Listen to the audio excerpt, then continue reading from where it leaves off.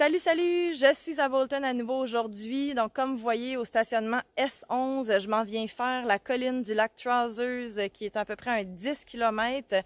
Donc, ma dernière randonnée ici, vous vous souvenez, il faisait ressenti 35. Quand il fait ressenti 35, là, pas une bonne journée pour faire de la rando, il fait chaud. Et j'étais avec Aline. Je suis toujours avec Aline, d'ailleurs, qui a appris la leçon, qui portait des pantalons lors de ma dernière rando. Aujourd'hui, elle porte des shorts.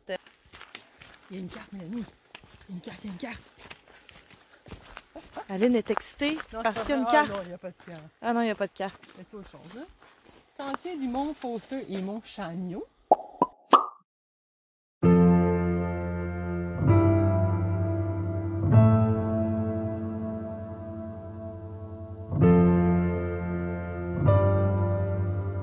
Et bien voilà, on a la confirmation qu'on est dans la bonne direction.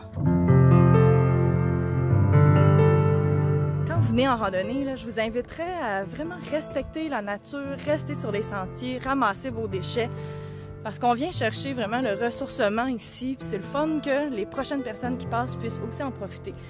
Aussi, au niveau des sentiers de l'Estrie, on a des permissions spéciales pour passer sur des terrains privés. Si on ne respecte pas, dans le fond, les sentiers et la propreté, c'est ce qui fait qu'avec le temps, on perd les droits de passage.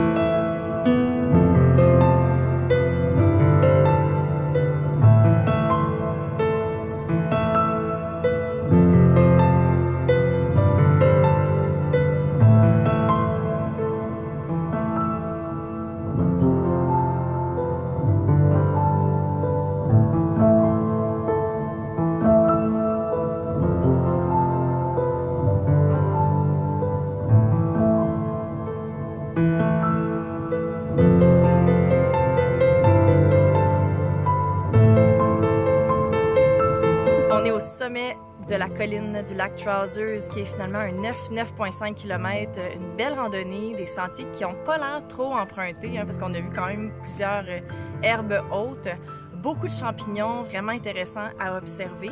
Et c'est une randonnée aussi qui a beaucoup de montées et descentes, donc il n'y a pas de montée graduelle, là. C'est quand même assez varié, aussi des paysages variés.